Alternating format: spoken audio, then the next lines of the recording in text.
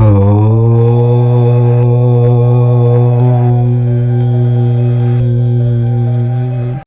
జీవితంలో కొన్ని క్షణాలు మనల్ని శాశ్వతంగా మార్చేస్తాయి, మన అస్తిత్వాన్ని పునర్నిర్మిస్తాయి. అప్పటి వరకు మనం అనుభవించిన చీకటిని చేర్చుకుంటూ ఒక అద్భుతమైన కాంతిరేఖ మన జీవితంలోకి ప్రవేశిస్తుంది. సరిగ్గా అలాంటి ఒక దివ్యమైన క్షణం ఈరోజు మీ ముందుకు వచ్చింది.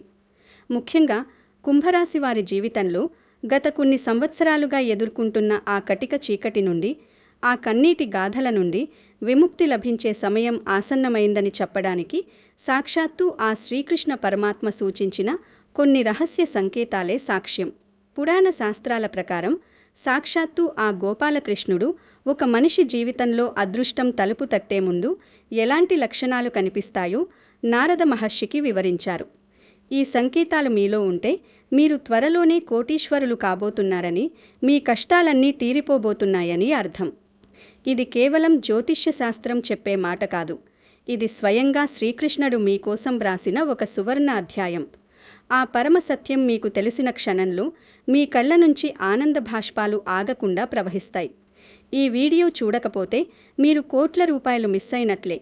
అయితే కుంభరాశి వారి యొక్క జీవితంలో వారు ఆర్థిక పురోగతి సాధించే ముందు, లక్ష్మీదేవి యొక్క అనుగ్రహాన్ని పొందుకోబోయే ముందు ఎటువంటి సంకేతాలు కనిపిస్తాయో వివరంగా తెలుసుకుందాం. అంతకన్నా ముందు మా వీడియో నచ్చితే లైక్ చేసి షేర్ చేయండి. అలాగే మా ఛానల్ని సబ్స్క్రైబ్ చేసుకుని మాకు సపోర్ట్ చేయండి. అలాగే జై శ్రీకృష్ణ అని కామెంట్ చేయండి. జ్యోతిష్య శాస్త్ర మహాసముద్రంలో కుంభరాశికి ఒక అత్యంత విశిష్టమైన స్థానం ఉంది. ఇది కేవలం ఒక రాశి కాదు, ఇది ఒక జీవన విధానం. కుంభరాశి వారు రాసులన్నింటిలోకెల్లా అత్యంత తెలివైనవారు, మేధావులు. వీరు మెదడు ఒక కంప్యూటర్ లాంటిది. ఒకేసారి 10 విషయాలని విశ్లేషించగల శక్తి వీరికి ఉంటుంది. వీరు ఏదైనా నిర్ణయం తీసుకునేటప్పుడు ఆషామాషీగా వ్యవహరించరు. 1కి 100 సార్లు ఆలోచించి భవిష్యత్తును అంచనా వేస్తారు. సమాజంలో ఎంతో హుందాగా, గౌరవప్రదంగా ప్రవర్తించే వీరి స్నేహం కోసం చాలామంది తపిస్తూ ఉంటారు. అయితే ఇంతటి మేధస్సు ఉన్న వీరికి ఉన్న ఒకే ఒక్క బలహీనత అతి ప్రేమ. అందరూ నావాళ్లే అన్న భావన వీరిని కొన్నిసార్లు ఇబ్బందుల్లోకి నెడుతుంది. ముఖ్యంగా కుంభరాశి స్త్రీలు భూదేవంత సహనానికి ప్రతీకలు. కుటుంబం కోసం, పిల్లల కోసం తమ సంతోషాన్ని త్యాగం చేసే కరుణామూర్తులు వీరు. వీరి హస్తవాసి కూడా చాలా మంచిది. వీరు అడుగుపెట్టిన ఇల్లు సకల సంపదలతో తులతూగుతుంది. కానీ వీరి సున్నిత మనస్తత్వం వల్ల ఎవరైనా చిన్న మాట అన్నా తట్టుకోలేరు. ఇక కుంభరాశి మగవారు విశాల హృదయులు. ఎదుటివారికి సహాయం చేయడానికి అప్పు చేసైనా సరే ముందుంటారు. కానీ దురదృష్టవశాత్తు వీరి మంచితనాన్ని ఈ స్వార్థపూరిత సమాజం అర్థం చేసుకోదు. ప్రాణంగా నమ్మినవారే వీరిని అపార్థం చేసుకుంటారు, వెన్నుపోటు పొడుస్తారు. మీ జీవితం చిన్నప్పటి నుండి పూలపాన్పులా సాగలేదు. వయసుకు మించిన బాధ్యతలను మోస్తూ, చేయని తప్పులకు నిందలు భరిస్తూ మీరు ఈ స్థాయికి వచ్చారు. గత కొన్ని సంవత్సరాలుగా ఏలినాటి శని ప్రభావం వల్ల మీరు అనుభవించిన ఆర్థిక, మానసిక క్షోభ వర్ణనాతీతం. ఆ శనిదేవుడు మీకు 3 ముఖ్యమైన పాఠాలు నేర్పాడు. మొదటిది ఓర్పు, రెండవది మనుషులను గుర్తించడం, మూడవది అనుభవం. ఈ 6 ఏళ్లలో మీరు కార్చిన ప్రతి కన్నీటి బొట్టు మీ కర్మ మలినాలను కడిగేసింది. ఇప్పుడు ఆ కష్టకాలం ముగిసి మీ జీవితంలో ఒక కొత్త సూర్యోదయం రాబోతోంది. ఆ అదృష్టం మీ తలుపు తట్టబోయే ముందు శ్రీకృష్ణుడు చెప్పిన ఆ 9 లక్షణాలు మీలో కనిపిస్తున్నాయేమో సరిచూసుకోండి. శ్రీకృష్ణుడు చెప్పిన మొదటి లక్షణం ఈశ్వర స్మరణతో రోజును ముగించడం. అంటే తన దైనందిన కార్యక్రమాలు అన్నీ ముగిసిన తరువాత రాత్రి నిద్రకు ఉపక్రమించే ముందు ఏ వ్యక్తి అయితే ఈశ్వర ప్రార్థన, నామస్మరణతో రోజును ముగిస్తాడో అలాంటి వ్యక్తి శ్రేష్ఠుడు అని శ్రీకృష్ణుడు చెప్తాడు. పగటిపూట మనసు ఎన్నో వ్యాపకాలతో, ఆలోచనలతో, ఒత్తిళ్లతో నిండి ఉంటుంది. కానీ రాత్రి నిశ్శబ్దంలో, ఏకాంతంలో ఆ భగవంతునితో అనుసంధానం కావడం అత్యంత శక్తివంతమైన సాధన. రాత్రివేళలో మన అంతరాత్మ మేల్కొంటుంది. ప్రపంచపు సందడి తగ్గిపోయిన ఆ సమయంలో భగవంతుణ్ణి స్మరించడం వల్ల మనసులోని కల్మషాలన్నీ తొలగిపోతాయి. నిజానికి అటువంటి వ్యక్తుల చుట్టూ ఒక అనిర్వచనీయమైన శక్తి వలయం, ఒక దివ్యమైన ఆరా ఉంటుంది. అది కేవలం ఈశ్వరుని కృప వల్ల మాత్రమే వస్తుంది.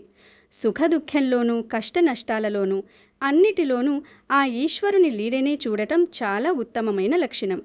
కష్టం వచ్చినప్పుడు భగవంతుణ్ణి నిందించకుండా ఏ పరిస్థితి వచ్చినా ఆ భగవంతుడు చూసుకుంటాడు, అంతా ఆయనకే అర్పణమని సంపూర్ణంగా ఆయన మీద భారం వేసేవాడు అత్యుత్తమ వ్యక్తి అవుతాడు. మీలో ఈ లక్షణం బలంగా ఉంటుంది. మీ లోతైన స్వభావం, తీవ్రమైన భావోద్వేగాలు మిమ్మల్ని దైవం వైపు సులభంగా నడిపిస్తాయి. రెండవ లక్షణం నిందలు వేయని నిర్మలమైన మనసు. అంటే ఇతరుల మీద అపవాదులు వేయకుండా, నిందలు వేయకుండా ఉండేవాడు శ్రేష్ఠుడు. ఈ రోజుల్లో మనుషులు తాము చేసిన ఏదైనా తప్పు జరిగితే దాన్ని వెంటనే ఇతరుల మీదకు నెట్టేసి తాము మాత్రం తప్పించుకుంటున్నారు. అలా అస్సలు ఉండకూడదు. తన వైఫల్యాలకు ఇతరులను బాధ్యులను చేయడం వల్ల మన ఎదుగుదల ఆగిపోతుంది.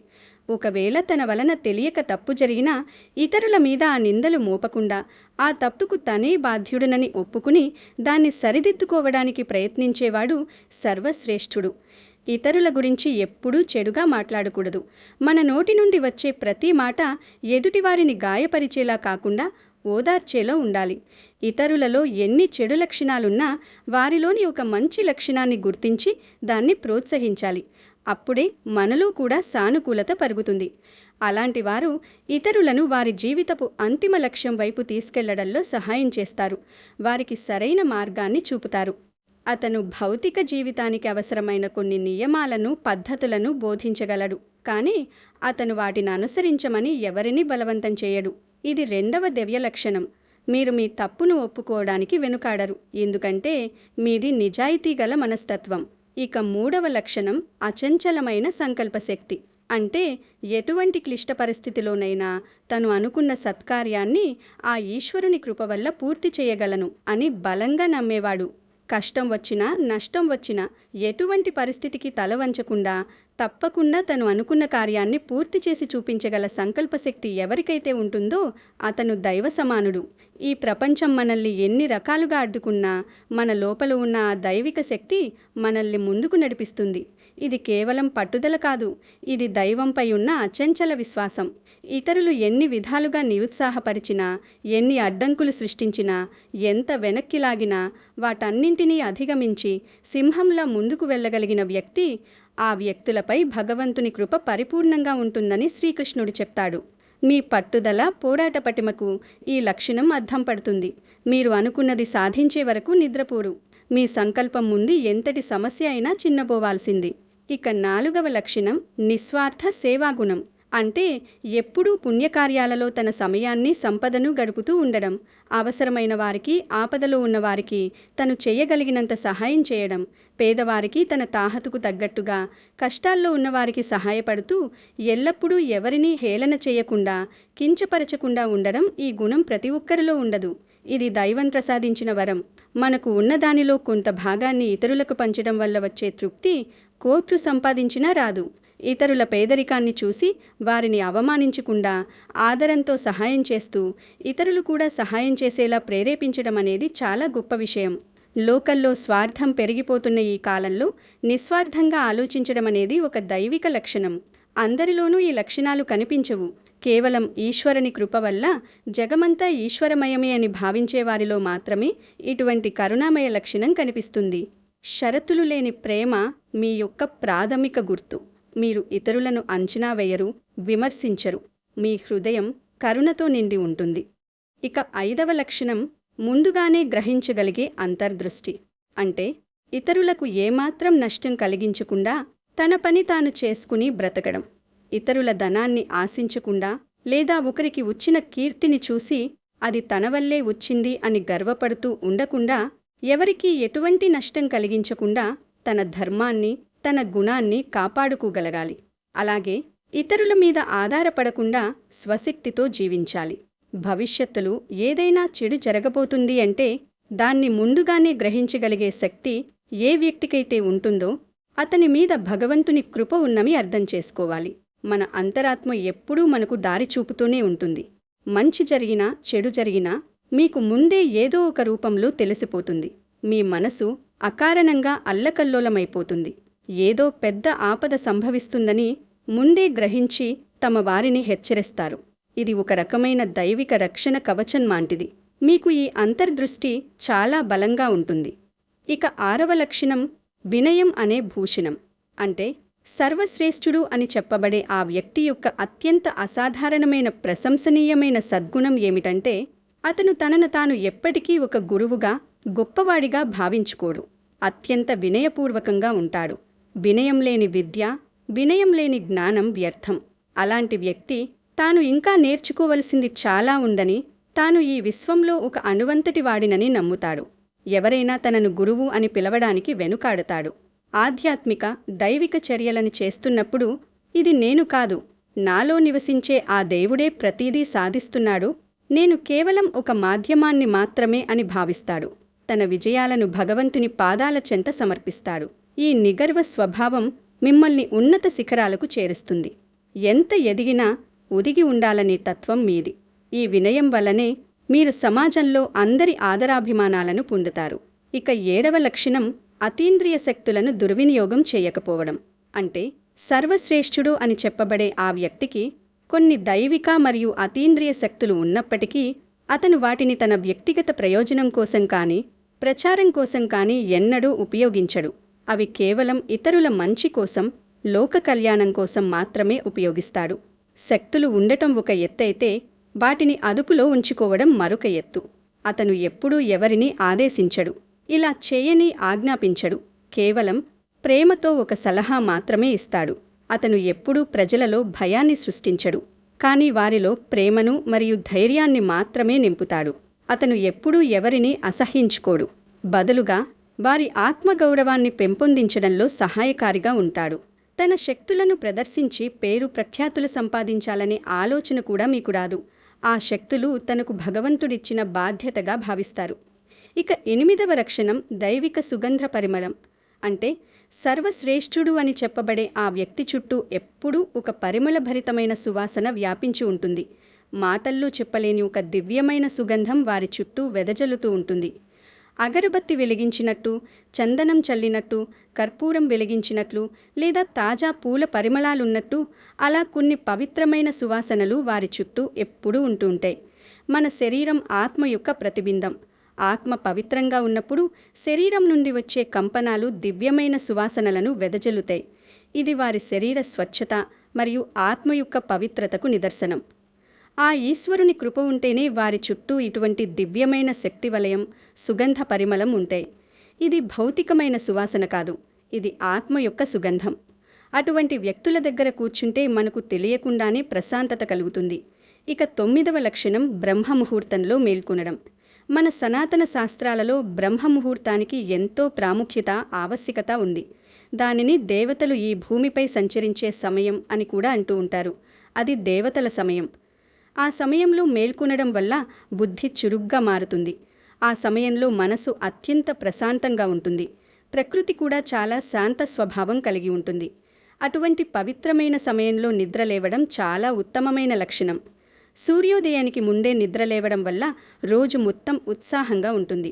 ఎవరైతే బ్రహ్మముహూర్తంలో అంటే సుమారు ఉదయం 4 నుండి 5 గంటల 30 నిమిషాల మధ్య మేల్కొని వారి దైనందిన కార్యక్రమాలకు ఉపక్రమిస్తారో వారిలో ఒక దృఢమైన దైవిక శక్తి ఉంటుంది. వారు శాంత స్వభావులుగా ఉంటారు. అనవసరంగా ఒకరితో వాదులాడడానికి లేదా తగువులు పెట్టుకోవడానికి ఎప్పుడూ ఇష్టపడరు. ఈ సమయంలో చేసే ధ్యానం, ప్రార్థన నేరుగా భగవంతుడికి చేరుతాయి. ఈశ్వరుని చరణాల యందే పరమానందాన్ని పొందే వ్యక్తులు సర్వశ్రేష్ఠులు. ఇతరులను మోసం చేయకుండా తన పని తాను చేసుకునేవాడు, తన కార్యక్రమాలను సక్రమంగా నిర్వర్తించేవాడు శ్రేష్ఠుడు అని చెప్పబడింది. ఈ చెప్పిన 9 లక్షణాలు ఎవరిలో అయితే ఉంటాయో వారు సాక్షాత్తు ఆ శ్రీకృష్ణ పరమాత్మకు అత్యంత ప్రియమైనవారు. వారు తమ జీవితంలో ఎన్నో కష్టాలను ఎదుర్కొన్నప్పటికీ చివరికి విజయం వారినే వరిస్తుంది. భగవంతుడు వారిని ఎప్పుడూ ఒంటరిగా విడిచిపెట్టడు. ఈ 9 లక్షణాలు మీలో కూడా ఉన్నాయో లేదో ఒకసారి సరిచూసుకోండి. ఈ లక్షణాలు మీలో ఉండటం అంటే ఆ దైవ అనుగ్రహం మీపై పరిపూర్ణంగా ఉందని అర్థం. భగవంతుని కృప మీపై ఉందని మీరు గమనించినట్లయితే మీ భవిష్యత్తు ఎంతో ఉజ్వలంగా ఉంటుంది. ఆ కృష్ణ పరమాత్మ కృప వల్ల మీ కష్టాలన్నీ తొలగిపోయి సుఖశాంతులతో మీరు వృద్ధిలోకి వస్తారు. ఈ లక్షణాలు కలిగి ఉన్న వ్యక్తులు సమాజంలో గౌరవించబడతారు. వారి మాటలకు సమాజంలో ఒక విలువ ఉంటుంది. వారిని చూసి 10 మంది స్ఫూర్తి పొందుతారు. కాబట్టి ఈ దైవిక గుణాలను కాపాడుకుంటూ ముందుకు సాగండి. మీ జీవితంలో అద్భుతాలు జరగబోతున్నాయి. మీ జీవితంలో జరగబోయే ఈ మార్పులు కేవలం భౌతికమైనవి మాత్రమే కాదు, ఇవి ఆధ్యాత్మికంగా కూడా మిమ్మల్ని ఎంతో ఉన్నత స్థానంలో నిలబెడతాయి. గతాన్ని తలుచుకుని కృంగిపోకండి. మీకు జరిగిన అన్యాయాలన్నీ ఆ భగవంతుడు చూసుకుంటాడు. మీరు కేవలం మీ ధర్మాన్ని మీరు పాటించండి. మీ సంకల్పాన్ని బలంగా ఉంచుకోండి. మీలోని ఆ సేవాభావాన్ని, వినయాన్ని ఎప్పుడూ వదులుకోకండి. అప్పుడే మీరు ఈ ప్రపంచానికి ఒక వెలుగులా మారతారు. ప్రతి ఒక్కరిలోనూ ఏదో ఒక దైవిక లక్షణం ఉంటుంది. దాన్ని గుర్తించి మెరుగుపరుచుకోవటమే మన జీవిత పరమార్థం. ఈ ప్రపంచంలో మీరు చేసే ప్రతి మంచి పని పదింతలై మీకు తిరిగి వస్తుంది. కష్టాలు అనేవి మనల్ని పరీక్షించడానికే వస్తాయి, కానీ మనల్ని నాశనం చేయడానికి కావు. మీరు పొందిన ప్రతి అవమానం రేపు మీకు ఒక సన్మానంగా మారుతుంది. మీరు కార్చిన ప్రతి కన్నీటి బొట్టు రేపు ఆనంద భాష్పంగా మారుతుంది. ఆ నమ్మకంతో ముందుకు సాగండి. మీ దైవభక్తి, మీ నిజాయితీ మీకు ఎప్పుడూ రక్షణగా ఉంటాయి. ఆ పరమేశ్వరుని ఆశీస్సులతో మీ కుటుంబ సభ్యులందరూ ఆయురారోగ్య అష్టైశ్వర్యాలతో వర్ధిల్లాలని మనస్ఫూర్తిగా కోరుకుంటున్నాను. ఈ వీడియోలో చెప్పిన విషయాలు మీ హృదయాన్ని తాకితే దయచేసి ఒక చిన్న లైక్ చేసి మీ మద్దతును మాకు తెలియజేయండి. మీ ఒక్క లైక్ వల్ల ఈ జ్ఞానం లక్షలాది మందికి చేరుతుంది. వారి జీవితాల్లో వెలుగులు నింపుతుంది. మీరిచ్చే ఆ ఒక్క లైక్ వల్ల ఈ వీడియో మరికొంతమంది మిత్రులకు చేరుతుంది. వారు కూడా ఆ కృష్ణ భగవానుని మాటలను వినే భాగ్యం పొందుతారు.